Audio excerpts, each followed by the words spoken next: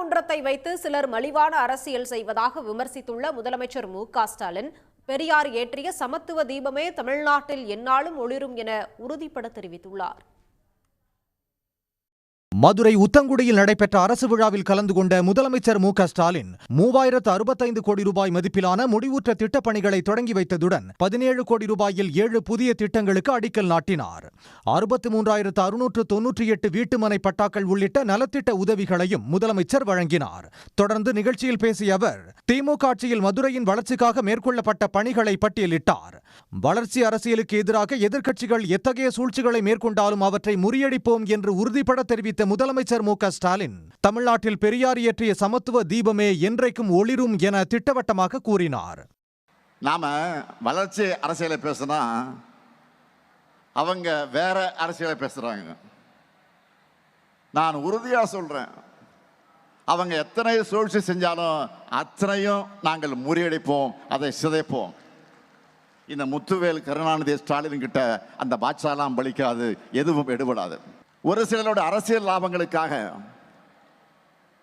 பிரிவுகளையும் பிளவுகளையும் உண்டாக்கி சமூகத்தை துண்டாடும் சதி செயல்கள், அது நிச்சயமா ஆன்மீகம் அல்ல, அது அரசியல்.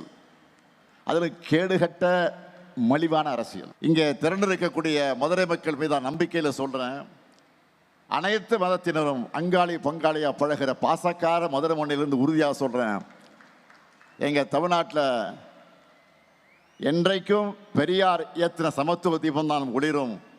உங்களால் அதை தடுக்க முடியாது. பி டீம், சி டீம் என எத்தனை அடிமைகள் உருவானாலும் 2026 டோர்னமெண்டில் சாம்பியன் பட்டம் நாங்கள் தான் பெறுவோம் என்றும் முதலமைச்சர் மு.க.ஸ்டாலின் தெரிவித்தார். எங்களுடைய வளர்ச்சி பயணத்தை உங்களால் தாங்கிக்க முடியல, அதனால சதி திட்டங்கள்ல நீங்க போடுறீங்க.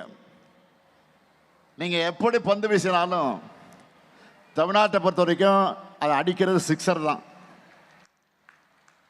அந்த டீமுக்கு தோதான அடிமைகள் சிக்கலாம். பழைய அடிமைகள் புதிய அடிமைகள்னு பி டீம் சி டீம்னு உருவாகலாம். ஆனால் கடைசியில் டோர்னமெண்ட்டில் சாம்பியன் நாங்கள் தான். விழாவில் மதுரை மாவட்டத்துக்கான 6 புதிய திட்டங்களையும் முதலமைச்சர் அறிவித்தார். வைகை ஆற்றின் வடகரையில் விரகனூர் முதல் சக்குடி வரை 8.4 கிலோமீட்டர் நீளத்துக்கு புதிய சாலை அமைக்கப்படும் என்றும், 4 மாசி வீதிகளில் புதிய பாதாள சாக்கடை திட்டம் செயல்படுத்தப்படும் என்றும், ஊத்தங்குடி கால்வாயில் வெள்ளத்தடுப்பு சுவர் கட்டப்படும் என்றும் தெரிவித்தார். பாலாற்றின் குறுக்கே புதிய தடுப்பணை கட்டப்படும் என்றும், மேலூர் வட்டத்தில் உள்ள நீர்நிலைகள் மேம்படுத்தப்படும் என்றும், அலங்காநல்லூரில் உள்ள சாலைகள் மேம்படுத்தப்படும் என்றும் முதலமைச்சர் மு.க.ஸ்டாலின் அறிவித்துள்ளார். உடனுக்குடன் செய்திகளை தெரிந்து கொள்ள சன் நியூஸ் பெல் ஐகானை கிளிக் பண்ணுங்க.